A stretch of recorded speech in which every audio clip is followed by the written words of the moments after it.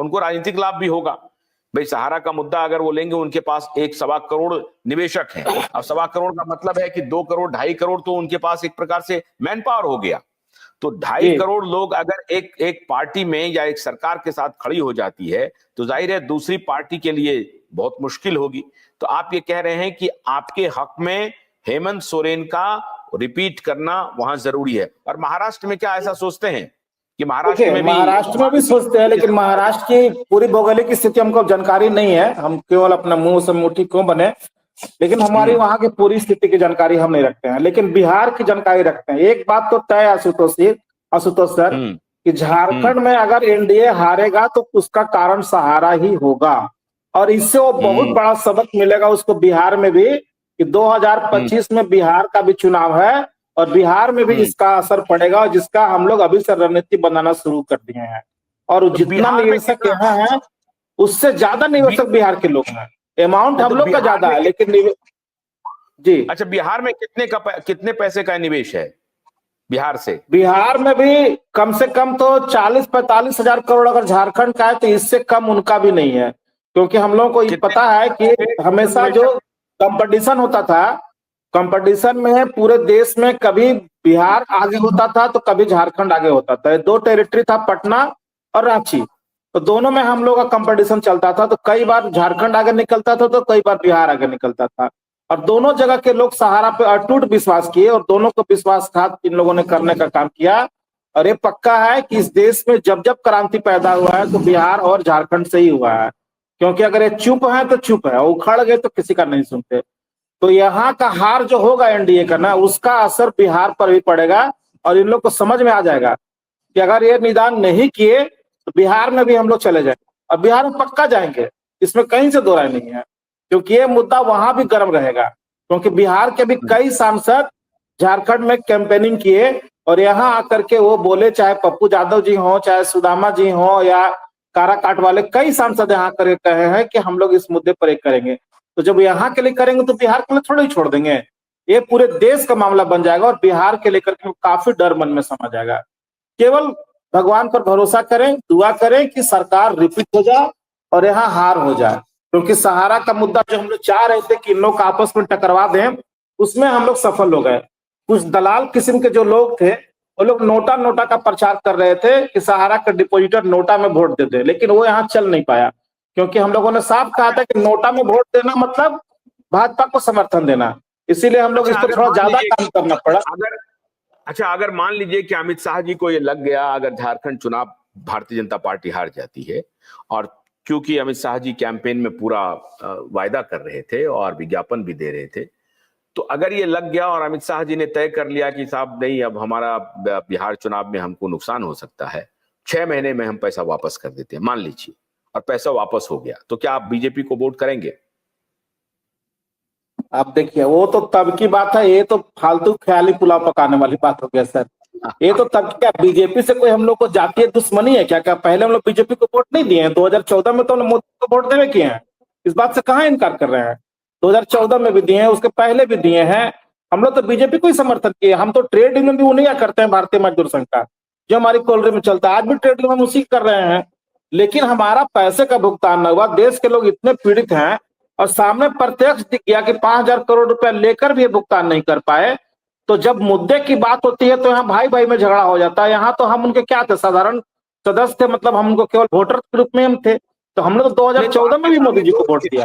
एक मिनट, आपके सामने 2 स्थिति है। देखिए, एक तो अगर हेमंत सोरेन जीत के आ जाते हैं तो आपने 3 उनको सुझाव दिए हैं, तीनों सुझाव को अमल करवाना। अब वो 1 महीने में करते हैं, 2 महीने में करते हैं, ये सुझाव नहीं दिए सर, मैनिफेस्टो में डलवा भी दिए हैं। उस मैनिफेस्टो कुछ अखबार में भी आ चुका है। बिल्कुल ठीक कह रहे हैं। तो मैनिफेस्टो में आपने डलवा दिया, तो मैनिफेस्टो उन लोगों के लिए, नेताओं के लिए कोई ऐसा रामबाण नहीं होता है कि वो करेगा ही, लेकिन चलिए आपने डलवा दिया है तो बड़ी अच्छी बात है। लेकिन आज तक किसी ने डाला है क्या?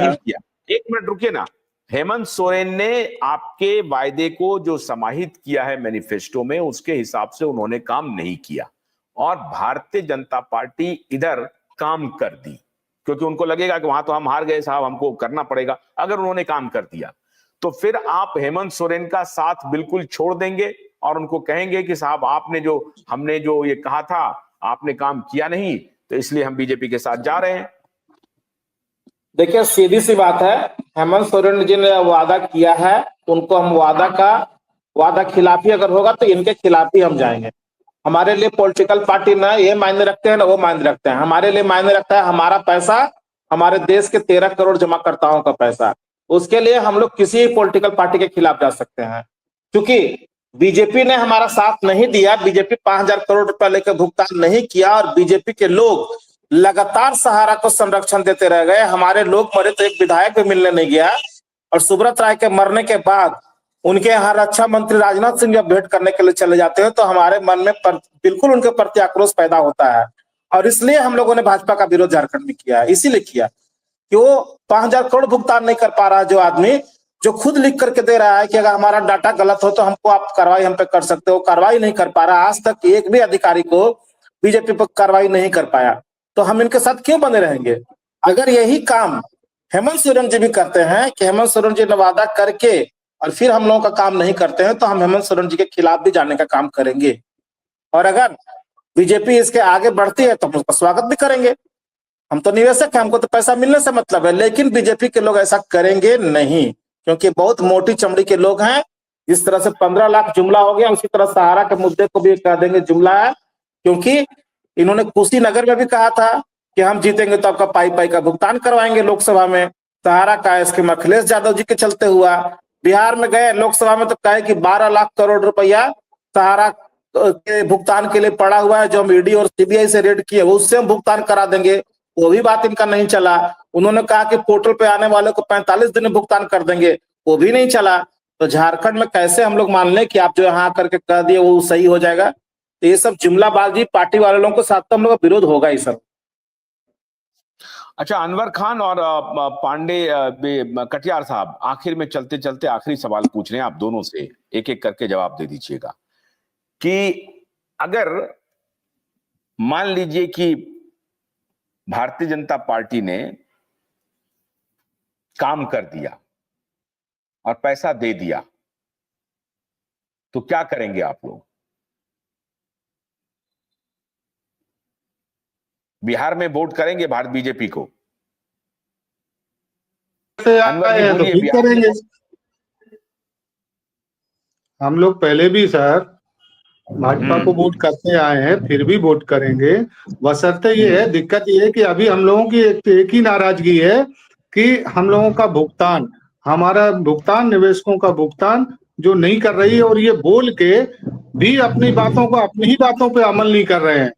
माननीय अमित शाह जी जो देश के गृह मंत्री हैं, ये कई बार जब भी चुनाव आता है, चुनाव के टाइम पे बोल देते हैं कि हम निवेशकों का पाई भुगतान करेंगे, लेकिन उस पाई भुगतान में वो ये तो दिखाते ही नहीं कि पाई में है क्या। मूल 2012 का मूल है, या उसमें सर्टिफिकेट में लिखा मूल प्लस ब्याज का पाई करेंगे, या टिल डेट तक का ब्याज का पाई करेंगे, क्या करेंगे ये चीज तो बोलते नहीं। अच्छा, दूसरी चीज एक और है, अभी वैध और अवैध का मामला फंसा दिया है। वैध और अवैध का क्या है? वैध मतलब वो जो उनके पास डाटा फीड है, और अवैध मतलब वो जो उनके पास ना मास्टर फॉर्म है ना मेंबरशिप है। अब अगर दूसरा मेंबरशिप, दूसरा मास्टर फॉर्म भर के भेज दे रहे हो तो वो अवैध हो गया। या तो आप, एक तो आपके पास है नहीं, सारा के पास है नहीं डाटा जो वो उसको दे, और अगर आप दूसरा फॉर्म भर के भेज देते हो तो वो अवैध हो गया। तो ये वैध अवैध का भी लफड़ा जो है वो भी क्लियर करना चाहिए भाई। या तो डाटा आप प्रेषित करो, और अगर आप डाटा प्रेषित नहीं कर पा रहे हो तो दूसरे फॉर्म भर के जो है वहां पे उसको मान्य करो। तो ये जो वैध अवैध का है, ये से कुल मिला के अवैध का काम ये है, वैध अवैध की, कि कैसे भी करके इनको समय पास करो।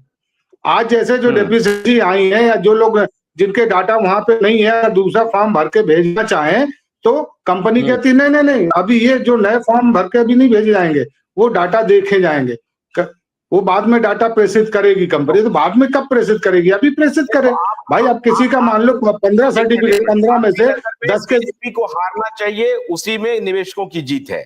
बीजेपी अगर हारती है तो निवेशक अच्छा, अनवर साहब आप क्या चाहते हैं कि बीजेपी हारे तभी निवेशक जीतेगा?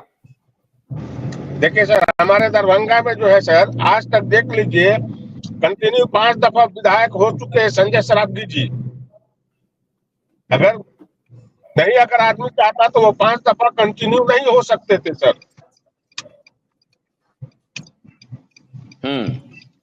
समझे? 5 दफा कंटिन्यू वो रिपीट कर चुके हैं, लेकिन अगर आप नहीं करेंगे तो फिर आदमी कहाँ जाएगा बताइए।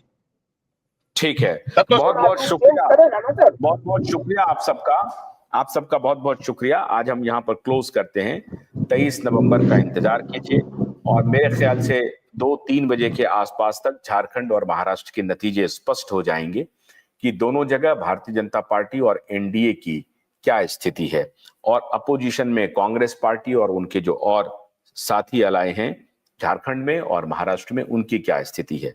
अब देखना यह है कि अगर बीजेपी जीत गई तो फिर वो कैसे एक्ट करती है, क्या चुनौती हो जाएगा निवेशकों के लिए, और अगर बीजेपी हार गई तो क्या निवेशक अपने को जीता हुआ महसूस करेंगे और भारतीय जनता पार्टी खुद को बैकफुट पर महसूस करेगी और निवेशकों के पैसे को देने के लिए वो सोचना शुरू करेगी, देना शुरू करेगी, जल्द से जल्द इस समस्या का निदान ढूंढेगी। ये 23 नवंबर के बाद थोड़ा थोड़ा स्पष्ट होने लगेगा। बहुत बहुत शुक्रिया, नमस्कार।